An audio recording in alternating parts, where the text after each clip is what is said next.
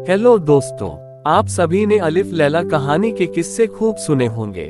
आज मैं आपको उसी कहानी का एक रोचक किस्सा सुनाऊंगा। तो जैसा कि आप पिछले एपिसोड में सुन चुके हैं कि दैत्य उस व्यापारी के अपराध का दूसरा तिहाई भाग माफ कर देता है।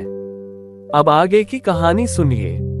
तीसरे बूढ़े ने कहना शुरू किया, हे दैत्य सम्राट, ये खच्चर मेरी पत्नी है।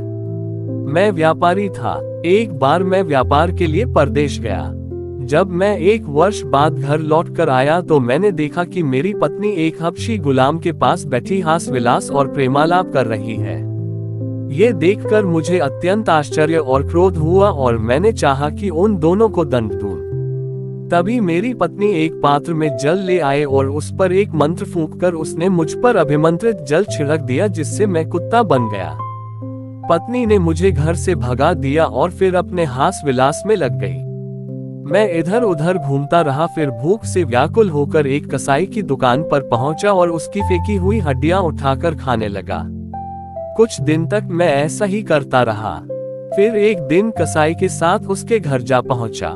कसाई की पुत्री मुझे देखकर अंदर चली गई और बहुत देर तक बाहर नहीं निकली। कसाई ने कहा, तू अंदर क्या कर रही है, बाहर क्यों नहीं आती? लड़की बोली, मैं अपरिचित पुरुष के सामने कैसे जाऊं? कसाई ने इधर उधर देखकर कहा कि यहाँ तो कोई अपरिचित पुरुष नहीं दिखाई देता, तू किस पुरुष की बात कर रही है? लड़की ने कहा, ये कुत्ता जो तुम्हारे साथ घर में आया है, तुम्हें इसकी कहानी मालूम नहीं है। यह आदमी है। इसकी पत्नी जादू करने में पारंगत है। उसी ने मंत्र शक्ति से इसे कुत्ता बना दिया है।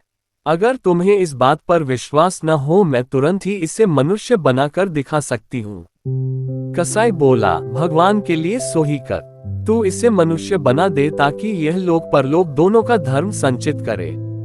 ये सुनकर वह लड़की एक पात्र में जल लेकर अंदर से आए और जल को अभिमंत्रित करके मुझ पर छिड़का और बोली, तू इस देह को छोड़ दे और अपने पूर्व रूप में आ जा।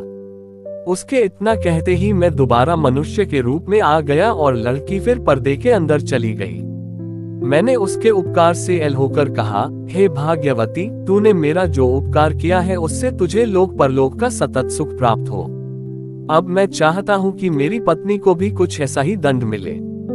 ये सुनकर लड़की ने अपने पिता को अंदर बुलाया और उसके हाथ थोड़ा अभिमंत्रित जल बाहर भिजवाकर बोली, तू इस जल को अपनी पत्नी पर छिड़क देना।